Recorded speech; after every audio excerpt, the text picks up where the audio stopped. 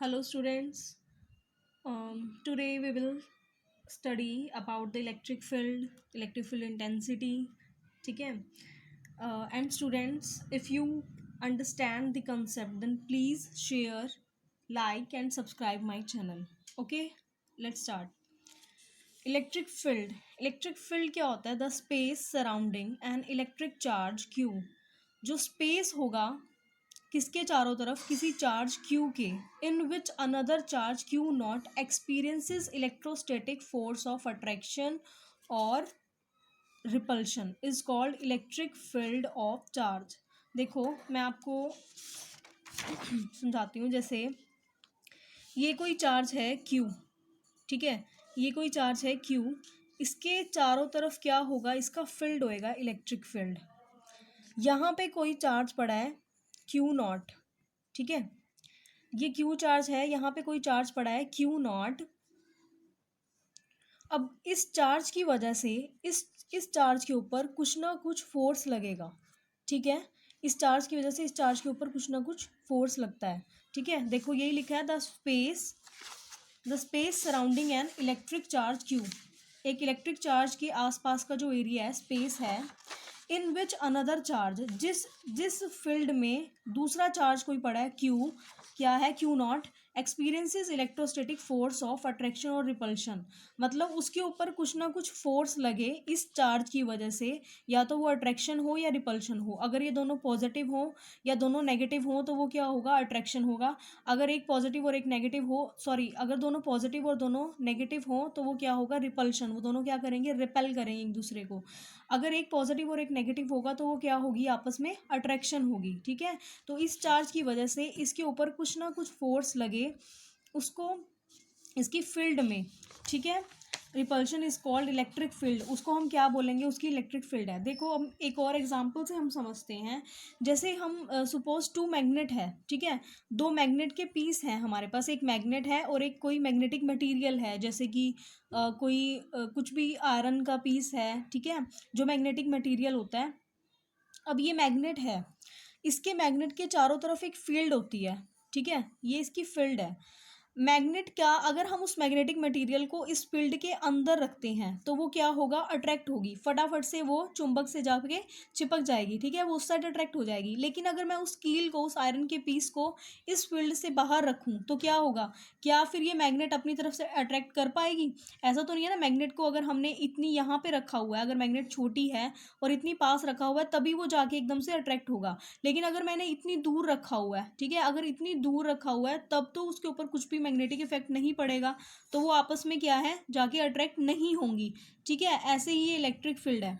अगर इसके अंदर ये कोई चार्ज है, इसके चारों तरफ एक फील्ड होती है. ठीक है, एक एरिया होता है जिसमें इस चार्ज की जो भी मतलब हम अट्रैक्शन होगा, रिपल्शन होगा, फोर्स को कोई भी दूसरा चार्ज एक्सपीरियंस करेगा. अगर मैं इस चार्ज को इस फील्ड से बाहर रखूं, दूर रख दूं, जैसे यहाँ रख दूं, तब इस चार्ज की वजह से इसके ऊपर कोई भी फोर्स नहीं लगेगा. ठीक है, कोई भी फोर्स ये चार्ज एक्सपीरियंस नहीं करेगा इसकी वजह से. राइट, जैसे हमने मैग्नेट में समझा है, अगर हम उसको मैग्नेटिक फील्ड के अंदर रखेंगे, ठीक है, तभी वो क्या होगा? अट्रैक्ट होगा मैग्नेट से, अदरवाइज नहीं होगा. अगर हम उसको बहुत दूर दूर रखेंगे तो उसके ऊपर कोई फर्क नहीं पड़ेगा मैग्नेट का. ठीक है, सेम एज हेयर. तो ये जो चार्ज है, इसको हम बोलते हैं सोर्स चार्ज. ये होता है सोर्स चार्ज. ठीक है, और ये होता है टेस्ट चार्ज. इसको बोलते हैं टेस्ट चार्ज. जो सोर्स चार्ज होगा वो as compare to test charge बड़ा होना चाहिए. इसकी वैल्यू इसके कंपैरिजन बड़ी होनी चाहिए, ये बहुत स्मॉल होना चाहिए. ठीक है, जो सोर्स चार्ज है वो एक पॉइंट चार्ज भी हो सकता है. ठीक है, और कॉन्टिन्यू चार्ज डिस्ट्रीब्यूशन भी हो सकती है, ग्रुप ऑफ चार्जेस भी हो सकता है काफ़ी सारे ग्रुप्स में. ठीक है, लेकिन जो चार्ज होता है ये क्या होगा? इसके कंपैरिजन में बहुत स्मॉल होगा. देखो वो स्मॉल क्यों होना चाहिए? अभी देखो, अगर हम देख रहे हैं कि इसके कारण इसके ऊपर कुछ फोर्स लग रहा है. ठीक है, इसके कारण इसके ऊपर कुछ फोर्स लग रहा है. लेकिन अगर ये भी चार्ज बड़ा हो जाएगा तो इसके कारण इसके ऊपर भी कुछ ना कुछ फोर्स लग जाएगा, इसकी भी कुछ ना कुछ फील्ड बन जाएगी. ठीक है, तो ऐसा नहीं होगा. हमें क्या करना है? हमेशा जब भी चार्ज ऐसा फील्ड बनती है तो ये चार्ज, सोर्स चार्ज होता है, वो बड़ा होता है as compare to test charge. ये वैनिशिंगली बहुत स्मॉल होता है. ठीक है, तो हम दोबारा इसकी डेफिनेशन देखते हैं, अब आपको अच्छे से समझ आएगा. The space surrounding an electric charge q in which another charge q naught experiences electrostatic force of attraction or repulsion. ठीक है, तो उस जो फील्ड होगी उसको हम क्या बोल देंगे, इलेक्ट्रिक फील्ड. किसकी इलेक्ट्रिक फील्ड है, चार्ज q की. ठीक है, the charge q is called the source charge. अभी जैसे मैंने बताया, तो चार्ज q होगा, उसको क्या बोलेंगे, सोर्स चार्ज, जिसकी वजह से फोर्स लगेगा. The Q naught charge is called the test charge, जिसके ऊपर फोर्स लगेगा वो क्या होगा, test charge. The source charge में बी पॉइंट चार्ज, जो सोर्स चार्ज होगा वो क्या हो सकता है, पॉइंट चार्ज हो सकता है, कोई एक पॉइंट हो सकता है, ग्रुप ऑफ चार्जेस, काफ़ी सारे चार्जेस हो सकते हैं ग्रुप में, और कॉन्टिन्यू चार्ज डिस्ट्रीब्यूशन हो सकता है. ये सब हम पढ़ चुके हैं. ठीक है, of charge. But the test charge must be, जो टेस्ट चार्ज होगा वो क्या होगा, must be vanishingly small that it may not affect the electric field of the source charge. मतलब क्या है, जो टेस्ट चार्ज होगा क्यू नॉट होगा वो क्या होना चाहिए, स्मॉल होना चाहिए, बहुत स्मॉल होना चाहिए. दैट इट मे बी, क्यों होना चाहिए स्मॉल, ताकि वो कुछ भी इफेक्ट ना डाल सके इलेक्ट्रिक फील्ड, किसकी इलेक्ट्रिक फील्ड पे, सोर्स चार्ज की. क्यू की इलेक्ट्रिक फील्ड जो लगेगी उसके ऊपर कुछ भी इफेक्ट ना डाल सके. इसीलिए क्या होगा, जो टेस्ट चार्ज है वो बहुत क्या होगा, as compare to source charge small होगा. ठीक है, अब देखो यहाँ पे, अब हम देखते हैं कि इलेक्ट्रिक फील्ड इंटेंसिटी क्या होगी. इलेक्ट्रिक फील्ड इंटेंसिटी, और क्या बोलेंगे, स्ट्रेंथ ऑफ इलेक्ट्रिक फील्ड. देखो अब हम इसको समझते हैं जरा. सी, ये कोई चार्ज है, ठीक है, ये कोई चार्ज है Q, सोर्स चार्ज है जैसे. ठीक है, यहाँ पे कोई टेस्ट चार्ज पड़ा है Q, स्मॉल q, राइट. इस Q की हमने वैल्यू सपोज कर ली, ये क्या है, कितने कूलम का है, 3 कूलम है. चार्ज जो है वो क्या है, 3 कूलम का है. ठीक है, इन दोनों के बीच का जो डिस्टेंस है वो क्या है, r है. ठीक है, अब देखो इसकी वजह से इसके ऊपर कुछ ना कुछ फोर्स लगेगा, फोर्स लगेगा. लेट वो फोर्स, उस फोर्स को हम फाइंड आउट कर सकते हैं बाय कूलम्स लॉ. ठीक है, तो वो क्या होगा, 1/4πε0 क्यू इंटू दिस क्यू. ये क्यू की वैल्यू कितनी है, 3 कूलम, अपॉन में क्या होता है, इन दोनों के डिस्टेंस का स्क्वायर, यही होता है, राइट. अब सपोज एक और हमने ले लिया, ये अब देखो ये सोर्स चार्ज जो है वो सेम है, जो पहले था वही है. ठीक है, बस इसकी वैल्यू हमने 3 से 5 कर दी है. पहले यहाँ पे हम जो चार्ज लिया था वो 3 कूलम लिया था, अब हमने 5 कूलम का चार्ज ले लिया. ठीक है, डिस्टेंस भी सेम है, पहले भी वो क्या है, उसमें पड़ा था एयर में, मीडियम में, अभी ये एयर मीडियम वैक्यूम में ही पड़ा है. ठीक है, अब इसके ऊपर फोर्स कितना लगेगा, देखो 1/4πε0, ये क्यू सेम आएगा, इसकी वैल्यू चेंज आएगी 5c अपॉन में r², ये हो जाएगा. ठीक है, अब देखो सी, यहाँ पे जो 1/4πε0 ये क्यू है, ये दोनों कंडीशंस में क्या है, सेम है. ये सॉरी r² भी यहाँ पे साथ में, ये r². चेंज क्या हो रहा है, सिर्फ यहाँ पे जो हम वैल्यू किसी चार्ज की लेट कर रहे हैं. ठीक है, हमने जैसे अगर हमने ये कोई चार्ज लिया है Q, ठीक है, यहाँ पे कोई हमें यहाँ पे इलेक्ट्रिक, इस पॉइंट पे हमें क्या निकालनी है, इलेक्ट्रिक फील्ड इंटेंसिटी हमें फाइंड आउट करनी है. ठीक है, यहाँ पे हमें electric field intensity find out करनी है इस पॉइंट पे. तो हम क्या करेंगे, यहाँ पे कोई चार्ज ले लेंगे, जैसे मैंने आपको अभी ऊपर समझाया ना, ये सेम यहाँ पे अगर हमें इस पॉइंट के ऊपर हमें इलेक्ट्रिक फील्ड इंटेंसिटी निकालनी है, तो हम यहाँ लेट कर लेते हैं कि कोई चार्ज है. पहले हमने वो चार्ज ले लिया 3 कूलम का है, तो उसका फोर्स ऐसे निकल जाएगा. फिर हमने लेट कर लिया कि वो 5 कूलम का है, तो वो फोर्स ऐसे निकल जाएगा. अब दोनों टर्म्स में हमने देखा कि ये जो टर्म है, ये इतना पोर्शन, ये क्या है, दोनों बारी में सेम है. जो चेंज हो रहा है वो क्या हो रहा है, उस पॉइंट, वो जो पॉइंट चार्ज है उसकी वैल्यू चेंज हो रही है, जितने भी कूलम हम रख रहे हैं. ठीक है, तो जो ये टर्म होगी ये क्या होगी, 1/4πε0 क्यू अपॉन में r². ये क्या होगा, इलेक्ट्रिक फील्ड इंटेंसिटी, ये इसकी इंटेंसिटी होगी. हर बार ये जो टर्म है ये सेम रहेगी, ये क्या होगा, इलेक्ट्रिक फील्ड इंटेंसिटी होगी, और ये वैल्यू वेरी करेगी. ठीक है, तो देखो the electric field intensity or the strength of electric field or the strength of electric field at a point due to source charge is defined as the electric force per unit positive charge acting on vanishingly small test charge placed at that point. हमने यही लिखा है, अभी यही समझा है कि electric field intensity और उसको हम क्या बोलेंगे, the strength of electric field at a point, किसी एक पॉइंट के ऊपर कितना होगा, ड्यू टू सोर्स चार्ज, कोई सोर्स चार्ज हमने रखा हुआ है उसके कारण, is defined as electrostatic force per unit positive charge acting on a vanishingly small test charge. जितना भी हमारे पास फोर्स लग रहा है, जो भी फोर्स लग रहा है इस सोर्स चार्ज के कारण, इस पॉइंट चार्ज के ऊपर, जो पॉइंट, ठीक है, पॉइंट चार्ज के ऊपर, टेस्ट चार्ज के ऊपर, acting on a vanishingly small test charge place at that point, हमने क्या किया, उस टेस्ट चार्ज को हमने इस पॉइंट पे प्लेस कर दिया है, ठीक है। वही क्या होगी इसकी इलेक्ट्रिक फील्ड इंटेंसिटी। तो इलेक्ट्रिक फील्ड इंटेंसिटी क्या होगी, ये 1/4πε0 Q/r²। सी, यहाँ से हमने क्या देखा है, देखो फोर्स जो है, यहाँ से फोर्स इज इक्वल टू, अगर हम इसका मैग्नीट्यूड लिखते हैं, फोर्स का मैग्नीट्यूड इज इक्वल टू, ये टर्म जो है हमने किसके इक्वल लिखी है, इलेक्ट्रिक फील्ड इंटेंसिटी। तो यहाँ पुट कर दो इलेक्ट्रिक फील्ड इंटेंसिटी इनटू जो हमारे पास क्या होगा, टेस्ट चार्ज Q। तो ये निकल जाएगा फोर्स। यहाँ से अगर हमें इलेक्ट्रिक फील्ड इंटेंसिटी की वैल्यू हम निकालें तो वो क्या निकल जाएगी, फोर्स अपॉन में ये चार्ज Q, ठीक है। तो यही निकलेगी वैल्यू। अब देखो यहाँ से यही मैंने लिखा, इट इज़ डिनोटेड बाय ई, इसको हम डिनोट करते हैं ई वेक्टर से। ये वेक्टर क्वांटिटी होती है, तो अगर हम इसका मैग्नीट्यूड लिखें एफ का, तो वो यही होता है ई इंटू क्यू नॉट, या क्यू जो भी टेस्ट चार्ज हम लेके चलेंगे उसकी वैल्यू, और ई इज इक्वल टू ये इसके अपोन में आ जाएगा। तो यहाँ से ये इलेक्ट्रिक फील्ड डेंसिटी की वैल्यू निकल गई, जो भी फोर्स है, और अपोन में क्यू नॉट या क्यू, जो भी वैल्यू आप लोगे, ठीक है। अब देखो since F is a vector quantity, अब देखो जो हमारे पास फोर्स होता है वो क्या होता है, वेक्टर क्वांटिटी होती है, ठीक है। Vector quantity and Q is a small quantity. अब देखो यहाँ पे जो फोर्स लग रहा है, जो ये फोर्स लग रहा है, ये क्या है, एक वेक्टर क्वांटिटी है, ठीक है, ये वेक्टर क्वांटिटी है। और जो ये वाला चार्ज हमने लिया है, ये क्या होता है, टेस्ट चार्ज। और मैंने बताया टेस्ट चार्ज क्या होता है, बहुत स्मॉल होता है, ठीक है। तो अब देखो इसके कारण इसके ऊपर कोई फर्क नहीं पड़ेगा, तो जो इसकी इलेक्ट्रिक फील्ड इंटेंसिटी है वो भी क्या होगी, वो भी वेक्टर फील्ड, वो भी वेक्टर क्वांटिटी होगी ना। इसके कारण तो कोई फर्क ही नहीं पड़ रहा है, तो बहुत स्मॉल है, ठीक है। ये वेक्टर है, ये स्केलर है, डजेंट मैटर। अगर ये हमारे पास वेक्टर क्वांटिटी है तो ये भी क्या होगा, वेक्टर ही होगा, ठीक है। तो since F is a vector quantity and Q is a small quantity, hence electric field intensity E will also be vector quantity.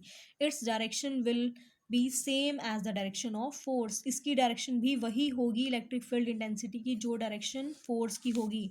अगर हमारे पास फोर्स जो है इस डायरेक्शन में लग रहा है तो इलेक्ट्रिक फील्ड इंटेंसिटी भी इस डायरेक्शन में ही होगी। अगर फोर्स इस डायरेक्शन में होगा तो इलेक्ट्रिक फील्ड इंटेंसिटी भी इसी डायरेक्शन में होगी, मतलब दोनों की जो डायरेक्शन है वो सेम होगी। The point where electric field measure is called field point, जहाँ जिस पॉइंट पे हम इलेक्ट्रिक फील्ड इंटेंसिटी को मेजर करते हैं उसको हम बोलते हैं फील्ड पॉइंट, ठीक है। अब देखो इसकी यूनिट्स क्या होंगी, किस में हम इसको रीड करेंगे, काउंट करेंगे, ठीक है, मेजर करेंगे। In SI system the unit of electric field is newton coulomb inverse. SI system में जो इलेक्ट्रिक फील्ड इंटेंसिटी की यूनिट होगी वो न्यूटन कोलॉम इनवर्स होगी। वो तो हमें देखो इलेक्ट्रिक फील्ड यहाँ पे किसके इक्वल है, फोर्स अपॉन में क्यू। फोर्स की जो हमारे पास यूनिट होती है वो क्या होती है, न्यूटन, ठीक है। और इसकी क्या होती है, कोलॉम चार्ज की। तो इसको ऊपर लेके जाएंगे तो यही बनेगा ना, ठीक है। यही हमने लिखा है newton coulomb inverse, right. CGS system में the unit of electric field is, CGS system में अगर इसको पढ़ें तो वो क्या किस में कन्वर्ट हो जाएगा, डाइन पर स्टैट कोलॉम, ठीक है। और इसको ऐसे भी लिख सकते हैं, इसकी डायमेंशंस होती हैं ये, ठीक है। इतना समझ आया। अब आगे हम पढ़ते हैं electric field due to point charge. Electric field किसी एक पॉइंट चार्ज के कारण, ठीक है। सपोज हमने लेट किया कि ये प्लस क्यू चार्ज है, कोई पॉइंट यहाँ पे ओ लेट कर लिया हमने, ठीक है। ये है Q naught test charge, point charge, ये लेट कर लिया किस पे है, पी पोजीशन पे, ये लेट कर लिया पी पे। इन दोनों के बीच का जो डिस्टेंस है वो क्या है, आर है, और ये फोर्स लगा हुआ है, ठीक है। Let a point charge Q is at point O, ठीक है। हमने लेट कर लिया कि कोई चार्ज Q है प्लस Q, और किस पॉइंट पे है, O पे। We have to calculate electric field at point P। हमें क्या लेट फाइंड आउट करना है, इस पॉइंट पे इलेक्ट्रिक फील्ड कितना होगा, ठीक है। At point P due to this charge, इस चार्ज के कारण इसके ऊपर कितना इलेक्ट्रिक फील्ड लगेगा, ठीक है। फोर्स क्या होगा, let O P is R, हमने लेट कर लिया यहाँ से लेके यहाँ तक का जो डिस्टेंस है वो क्या है, आर है। Imagine a test charge Q naught at point P, हमने लेट कर लिया कि इस पी पॉइंट पे ये जो मतलब जो इसका फील्ड होगा इसके अंदर एक ये पॉइंट पड़ा है, point charge test charge Q naught, ठीक है। वो किस पॉइंट पे है, पी पॉइंट पे है। तो हमने क्या निकाला है, इसके कारण इसके ऊपर क्या फ़र्क पड़ेगा, फोर्स लगेगा, ठीक है। So now according to Coulomb's law force on test charge, इसके ऊपर कितना फोर्स लगेगा, किससे निकाल सकते हैं, कोलम्स लॉ के according, is given by F is equal to 1/4 pi epsilon naught Q, ठीक है, इंटू क्यू नॉट अपॉन में इन दोनों के अपॉन में square of distance between these two, ठीक है, into R cap unit vector R, ठीक है। ये इक्वेशन लेट कर लिया फर्स्ट। देखो आगे, अब यहाँ से electric field intensity at P, electric field intensity P के ऊपर कितनी होगी, अभी अभी हमने निकाला है इसको, फाइंड आउट किया इलेक्ट्रिक फील्ड इंटेंसिटी, वो किसके इक्वल होती है, E is equal to F upon में Q naught. Electric field intensity कितनी होगी, जितना फोर्स होगा उस पॉइंट पे और अपॉन में क्यू नॉट, जो भी टेस्ट चार्ज होगा उससे हम उसको डिवाइड कर देंगे। ये इक्वेशन लेट कर ली हमने 2। अब now from equation number 1 this equation, यहाँ से देखो हमने क्या निकाला है, यहाँ से हम फोर्स की वैल्यू निकाल चुके हैं, ठीक है। From equation number 1 and from equation number 2, तो अब सी यहाँ पे फोर्स एफ है, यहाँ पे हम वैल्यू हमारे पास फोर्स की वैल्यू ऑलरेडी हम फाइंड आउट कर चुके हैं, तो हम उसको पुट कर देंगे, ठीक है। देखो E is equal to force की वैल्यू क्या थी, 1/4 pi epsilon naught Q into Q naught by R square dot R cap upon में ये क्या है, क्यू नॉट, क्यू नॉट। तो ये यहाँ से ये कैंसिल हो जाएगा, क्यू नॉट से क्यू नॉट, हमारे पास E की वैल्यू कितनी आ गई, 1/4 pi epsilon naught Q by R square into R cap. ये सेम है जो मैंने आपको अभी पहले समझाया था, before couple of minutes I have told you this value. देखो यही हमने वैल्यू निकाली थी ना, यहाँ पे हम वो यूनिट वेक्टर लिख सकते हैं, नहीं भी लिखा है तब भी कोई फर्क नहीं है। E is equal to 1/4 pi epsilon naught Q upon में आर स्क्वायर, ये क्यू की वैल्यू कुछ भी हो सकती है, ठीक है। तो यही हम यहाँ पे फाइंड आउट किया हमने, देखो E is equal to electric field की यही सेम वैल्यू निकली है, 1/4 pi epsilon naught Q upon में R square into R cap. अब इसका मैग्नीट्यूड क्या है, मैग्नीट्यूड इसका यही है, ठीक है। ये तो हो गया इसका जो इसकी वेक्टर क्वांटिटी में अगर हम इसकी डायरेक्शन भी देखते हैं तो ये शो करेगा यूनिट वेक्टर, लेकिन अगर इसका मैग्नीट्यूड क्या है, इसका मैग्नीट्यूड यही है जो अभी हमने ऑलरेडी सॉल्व किया है, ठीक है। अगर हम इसको वेक्टर फॉर्म में फाइंड आउट करें तो क्या होगा, इसके ऊपर वेक्टर लग जाएगा 1/4 pi epsilon naught Q upon में आर स्क्वायर। अगर वेक्टर फॉर्म में देखें तो वेक्टर फॉर्म क्या डिफाइन करेगा, इसकी डायरेक्शन भी बताएगा। अगर वेक्टर फॉर्म में देखेंगे तो हमें साथ में क्या लगाना पड़ेगा, आर कैप, जो क्या शो कर रहा है इसकी डायरेक्शन को, ठीक है। अगर हम सिंपली इसका मैग्नीट्यूड देखें तो वो ये, अगर वेक्टर फॉर्म में लिखें तो ये 1/4 pi epsilon naught R cap की वैल्यू एज वी नो क्या होता है, आर वेक्टर अपॉन में आर। तो ये हम यहाँ पे पुट करेंगे, जब ये क्या आएगा आर वेक्टर और आर स्क्वायर, एक और आर जब यहाँ पे आएगा तो ये क्या हो जाएगा, R cube. This will be the result, ठीक है। तो आगे देखो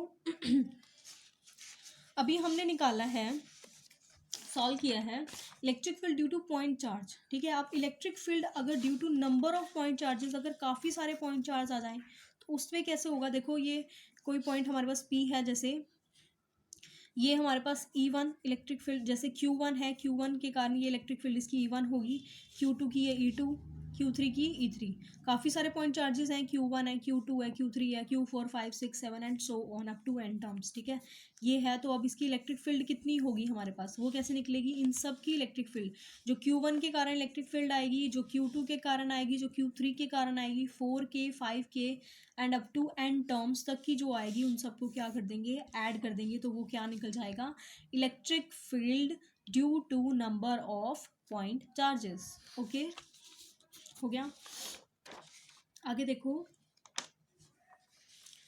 next is electric line of force. Electric line of force क्या होता है, ठीक है। तो देखो इलेक्ट्रिक लाइन ऑफ फोर्सेस क्या होगा, an electric line of forces is defined as the path straight or curved parallel such that tangent to each and any point gives the direction of electric field intensity at that point। देखो तो electric line of force क्या होगा, is defined as the path straight उसका जो path है वो straight भी हो सकता है, कर्व, पैरेलल, ठीक है, सच दैट टेंजेंट टू, अगर हम उसमें उसके लाइन में कोई टेंजेंट ड्रॉ करें तो वो क्या बताएगा हमें कि उसकी डायरेक्शन क्या होगी, इलेक्ट्रिक फील्ड इंटेंसिटी की डायरेक्शन क्या होगी। ठीक है, देखो अगर हम कोई चार्ज है, ठीक है, मतलब अगर कोई नेगेटिव चार्ज हम लेते हैं या कोई पॉजिटिव चार्ज लेते हैं, अगर हम उसको फ्रीली छोड़ दें, फ्रीली मूव करने के लिए छोड़ दें, ठीक है, उसके ऊपर कोई भी बाउंडेशन ना हो, तो जो उसकी टेंडेंसी होगी उस चार्ज की किस डायरेक्शन में मूव करेगा, वही क्या होगा, इलेक्ट्रिक लाइन ऑफ फोर्सेस। ठीक है, तो देखो अगर हम यहाँ पे कोई पॉजिटिव चार्ज लेते हैं, ठीक है, ये पॉजिटिव चार्ज है, तो यहाँ पे जो इलेक्ट्रिक लाइन ऑफ फोर्सेस हैं वो इस तरीके से होती हैं। ठीक है, और उसकी जो डायरेक्शन है वो क्या होती है, उसकी डायरेक्शन है वो आउटसाइड होती है, बाहर की साइड। ठीक है, अगर हम कोई नेगेटिव चार्ज लेते हैं तो जो उसकी लाइन ऑफ फोर्सेस, तो जो उसकी डायरेक्शन होगी वो क्या होगी, इनसाइड, अंदर की साइड में होगी। ठीक है, ये इलेक्ट्रिक लाइन ऑफ फोर्सेस होती हैं। ठीक है, अब हम इसकी कुछ प्रॉपर्टीज़ पढ़ते हैं, आपको ज़्यादा अच्छे से समझ आएगा। Properties of electric line of forces. Electric line of forces start from A positive charge and and at a negative charge. देखो सपोज हमने ये पॉजिटिव चार्ज लिया है, ये नेगेटिव चार्ज लिया है, ठीक है, अब जो जो हमारे पास इलेक्ट्रिक लाइन ऑफ फोर्सेस होंगी वो स्टार्ट होती हैं पॉजिटिव चार्ज से और एंड होती है नेगेटिव चार्ज पे। ठीक है, इस तरह से, इस तरह से वो डायरेक्शन, इसकी डायरेक्शन क्या होगी, पॉजिटिव से नेगेटिव की तरफ। ठीक है, ये इस तरीके से ऐसे निकलती हैं यहाँ से, और ये ऐसे, तो ये क्या है, इलेक्ट्रिक लाइन ऑफ फोर्सेस। आप ये देखो इलेक्ट्रिक लाइन ऑफ फोर्सेस जो है वो हमेशा क्या होंगी, इमेजिनरी होंगी, ये रियल कभी नहीं होती हैं, ये क्या होती हैं, इमेजिनरी होती हैं। इलेक्ट्रिक फील्ड हमारे पास जो है वो रियल होती है, बट जो इलेक्ट्रिक लाइन होती है वो क्या होती है, इमेजिनरी होती है। ठीक है, आगे देखो electric line of forces are imaginary, जो इलेक्ट्रिक लाइन ऑफ फोर्सेज होंगी वो क्या होंगी, इमेजिनरी होंगी, but the electric field they represent is real, जो इलेक्ट्रिक फील्ड ये रिप्रेजेंट करेंगे वो क्या होगा, रियल होगा। The tangent drawn at any point on the line of force gives the direction of force. अगर हम यहाँ पे कोई टेंजेंट ड्रॉ करते हैं, सपोज अगर मैं यहाँ पे कोई टेंजेंट ड्रॉ कर दूँ इस तरह से, तो वो क्या बताएगा मुझे, डायरेक्शन बताएगा इलेक्ट्रिक लाइन ऑफ फोर्स की।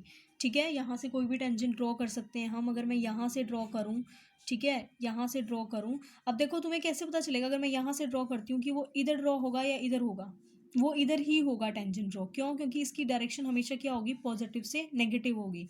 तो जो ये टेंजेंट ड्रॉ करेंगे हम, ठीक है, the tangent drawn at any point on the line of force gives the direction of force, की फोर्स की डायरेक्शन क्या होगी, जो हमारा फोर्स है वो किस डायरेक्शन में लगेगा, तो जिस साइड में हम टेंजेंट ड्रॉ करेंगे वो फोर्स उसी डायरेक्शन में लगेगा। ठीक है, acting on a positive charge at that point. The electric line of forces never cross each other, जो इलेक्ट्रिक लाइन ऑफ फोर्सेज होंगी वो कभी भी एक दूसरे को क्रॉस नहीं करेंगी, मतलब वो कभी भी इंटरसेक्ट नहीं करेंगी। अगर वो इंटरसेक्ट करती हैं तो देखो क्या होगा, अगर वो इंटरसेक्ट करती हैं तो इसकी डायरेक्शन ये हो जाएगी, इसकी डायरेक्शन ये हो जाएगी। अब एक ही पॉइंट पे फोर्स की दो डायरेक्शन कैसे हो सकती है, विच इज़ नॉट पॉसिबल, नहीं हो सकता ना ऐसा, या तो फोर्स इस डायरेक्शन में लगेगा या फोर्स इस डायरेक्शन में लगेगा। ऐसा तो नहीं है कि हाफ फोर्स इधर लग रहा है हाफ फोर्स इधर लग रहा है, ठीक है, वो तो कैंसिल आउट हो जाएगा, तो ये पॉसिबल नहीं होता। इसलिए the electric line of forces never cross each other, वो कभी भी इंटरसेक्ट नहीं करती हैं। The electric line of force do not pass through a conductor, जो इलेक्ट्रिक लाइन ऑफ फोर्सेज होती हैं वो किसी कंडक्टर के बीच में से पास नहीं होंगी। This show that electric field inside a conductor is zero, मतलब उसके आसपास जो फील्ड, जैसे ये कंडक्टर है ना, इसके आसपास कोई फील्ड होएगी, इसके बीच में कोई फील्ड नहीं होगा, यहाँ पे जो इलेक्ट्रिक फील्ड होएगी वो क्या होएगी, जीरो होगी। ठीक है ना, इसके आसपास ही तो होगा ना, बीच में से कोई भी लाइन क्रॉस नहीं करती है, कहाँ से निकलती है, साइड से। ठीक है, electric field intensity at any point in the electric field is measure by the number of, अब देखो इलेक्ट्रिक फील्ड इंटेंसिटी हम कैसे किसी भी पॉइंट पे कैसे मेजर करेंगे, in the electric field is measure by the number of electric lines, electric line of forces crossing per unit area. तो जितनी electric line of forces cross करेंगी पर यूनिट एरिया, ठीक है, उतनी ही क्या होगी, around that point the area being held normal the electric field lines. जो electric field intensity कैसे काउंट करेंगे, जितनी भी इलेक्ट्रिक लाइन ऑफ फोर्सेज वहाँ से क्रॉस कर रही हैं, ठीक है, वो होगा उसका electric field intensity. The line of forces in a uniform electric field are parallel equidistant straight line. जो लाइन ऑफ फोर्सेज होती हैं वो क्या होती हैं, स्ट्रेट होती हैं, पैरेलल होती हैं, और क्या होती हैं, इक्विडिस्टेंस। दोनों का डिस्टेंस जो है वो बिल्कुल इक्वल होता है, ये होती है यूनिफॉर्म इलेक्ट्रिक फील्ड। ठीक है, और ये क्या होती है, नॉन यूनिफॉर्म। मतलब अगर मैं यहाँ पे इस पॉइंट पे निकालूं उसकी इलेक्ट्रिक फील्ड इंटेंसिटी, या इस पॉइंट पे निकालूं या इस पॉइंट पे निकालूं, वो हमेशा क्या होगा, सेम होगा। लेकिन अगर नॉन यूनिफॉर्म इलेक्ट्रिक फील्ड हम लेते हैं, नॉन यूनिफॉर्म, ये देखो ये इस तरीके से है ये लाइंस, ठीक है। अब मैं अगर यहाँ पे निकालूं तो ये इससे दूर है, ठीक है, तो यहाँ पे जो फोर्स होगा इलेक्ट्रिक फील्ड वो क्या होगा, कम होगा। अगर मैं यहाँ निकालूं तो वो क्या होगा, इसके कंपैरिजन में ज़्यादा होगा। तो ये क्या होती है, नॉन यूनिफॉर्म। यूनिफॉर्म नहीं होती है जो, मतलब जो स्ट्रेट लाइन ना हो, दोनों के बीच में डिस्टेंस इक्वल ना हो, वो क्या होगा, नॉन यूनिफॉर्म। ठीक है, the electric line of forces exert lateral pressure on each other. जो इलेक्ट्रिक लाइन ऑफ फोर्सेज होती हैं वो क्या करती हैं, एक दूसरे के ऊपर प्रेशर लगाती हैं। ठीक है, electric line of forces are always perpendicular to the surface of conductor. Okay, so guys that's all for the day, thank you.